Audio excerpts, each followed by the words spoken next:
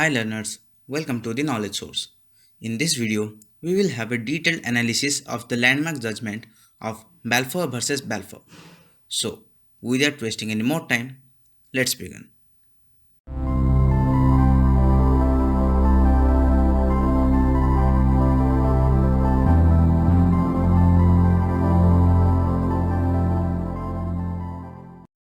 Balfour versus Balfour. You guys might be wondering, जो बंदा case करता है यानी कि प्लेंटिफ, उसका नाम हमेशा आगे होता है और जिसके अगेंस्ट केस किया जाता है यानी कि डिफेंडेंट, उसका नाम बाद में लिखा जाता है। पर यहाँ आगे और पीछे दोनों ही नाम सेम है। ये कैसे हो सकता है? तो यहाँ सीन ये है कि मिसेस बाल्फोर ने मिस्टर बाल्फोर के अगेंस्ट केस किया था, इसलिए केस का नाम है Mrs Balfour versus mister Balfour, which is commonly known as Balfour versus Balfour. तो चलिए इस केस के कुछ फैक्ट्स जान लेते हैं।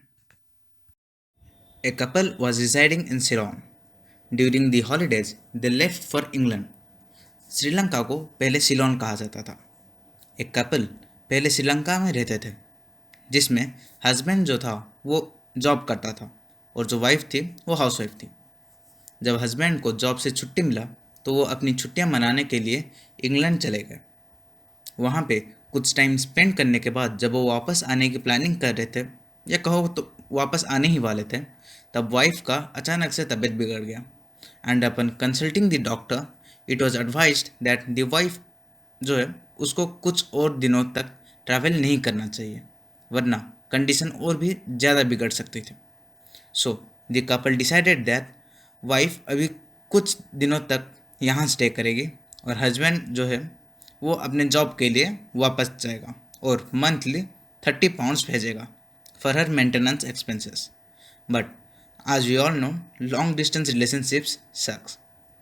They don't last long, and the same happened here. For few months, husband अपने wife को 30 pounds as maintenance भेजता रहा, but with the passing of time, as the differences arose between them, वो अपने wife को 30 pounds maintenance amount जो भेजता था वो भेजना बंद कर दिया। And then wife started to suffer. She went to the court of law and filed a suit against her husband so that she can claim so-called maintenance amount, that is 30 pounds. Now let's talk about the contention of the parties, यानी कि किस party ने court पे क्या कहा। There in the court, the wife said that पिछले कुछ दिनों में हस्बैंड एंड वाइफ के बीच में थोड़ा बहुत आर्गुमेंट्स हुए थे, जिसके वजह से हस्बैंड जो उसे मंथली मेंटेनेंस दे रहा था, out of anger, stopped giving her maintenance expenses, for which she had to suffer a lot from past few months because of shortage of money. इसलिए उसने कोर्ट से ये प्लीड किया कि क्योंकि उसके पास राइट टू क्लेम मेंटेनेंस है, इसलिए वो अपने हस्बैंड से जो agreed sum of amount for maintenance थे और जितने उससे पिछले कुछ महीनों में नहीं मिले थे वो सब वो क्लेम करना चाहती है। तो चलिए देखते हैं इस केस में कोर्ट ने अपना क्या डिसीजन दिया। फर्स्ट ऑफ ऑल, ये केस लोअर कोर्ट में वाइफ के फेवर में आया and the husband was ordered to pay the total sum of maintenance amount which he had to pay every month, और साथ ही जो पिछले महीनों के बचे हुए अमाउंट थे उसे भी देना था। But not being satisfied by the judgment of the lower court, the husband that is Mister Balfour filed an appeal suit in the higher court. और वहाँ उस कोर्ट में बाजी पलट गई। हाई कोर्ट ने कहा कि जो डोमेस्टिक एग्रीमेंट्स होते हैं वो कॉन्ट्रैक्ट नहीं होते, क्योंकि जब एग्रीमेंट्स किया गया था तब ये नहीं सोचा गया था कि उस एग्रीमेंट से ये लोग कोई लीगल रिलेशन क्रिएट करेंगे। साथ ही कोर्ट ने ये भी कहा कि क्योंकि एग्रीमेंट के टाइम में पार्टीज़ ने ये नहीं सोचा था कि अगर उनके टर्म ऑफ एग्रीमेंट के दौरान अगर कोई भी आइदर ऑफ द पार्टी कोई भी ब्रीच करेगा तो दूसरा उसके अगेंस्ट लीगल एक्शन लेगा, बल्कि ये जो प्रॉमिस किया गया था वो अंडर लव एंड अफेक्शन किया गया था और इसलिए हस्बैंड वाइफ को एग्रीड मेंटेनेंस अमाउंट देने के लिए बिल्कुल भी लायबल नहीं है। जज ने अपने जजमेंट में ये भी कहा कि Since there is no intention to create legal relationship, this is not a contract and not enforceable by law. So, here is a point for you guys to note down. When we study about Indian Contract Act 1872, at first there are agreements, but when they are legally enforceable or enforceable by law, they become a contract. But some agreements, like domestic agreements and social agreements, have no intention to create a legal relationship. By domestic agreement, I mean agreements between husband and wife. जैसे wife को husband dinner पे ले जाने का promise या father का सन को bike दिलाने का promise, these are domestic agreements. And promise like दोस्त के साथ मूवी देखने जाने का प्रॉमिस या फिर दोस्तों को पार्टी देने का प्रॉमिस या सोसाइटी में फंक्शन रखने की प्रॉमिस, ये सब है सोशल एग्रीमेंट्स. इन सब एग्रीमेंट्स को अगर ना फुलफ़िल करें और इनकी वजह से आप कोई भी केस नहीं कर सकते, क्योंकि यहाँ किसी का भी लीगल रिलेशनशिप क्रिएट करने का इंटेंशन नहीं था. सो as there is no intention to create legal relationship, hence they are not enforceable and thus not contracts. There is a principle that the law is not concerned with insignificant or minor matters, and it has a legal maxim called de minimis non curat lex. You can learn more about legal maxims by watching my Legal Maxim series, which will clear your all doubts on legal maxims. Moving on, now let's see what other case laws have similar fact to this case, what are their verdicts, and whether we can use these cases as a reference case law for this case. The case law is merit versus merit. Like Balfour versus Balfour, it is also a case between husband and wife. इस case में जो husband था उसका extra marital affair था, इसलिए वो अपने wife के साथ सही से बिहेव नहीं कर रहा था और इसी वजह से उन दोनों के बीच दूरियां बढ़ गई और इसी वजह से दिन ब दिन उन दोनों के बीच आर्गूमेंट्स बढ़ रहे थे. तो इसलिए हस्बैंड ने कहा कि वो अब उस दूसरी औरत के साथ रहेगा जिसके साथ उसका अफेयर चल रहा है.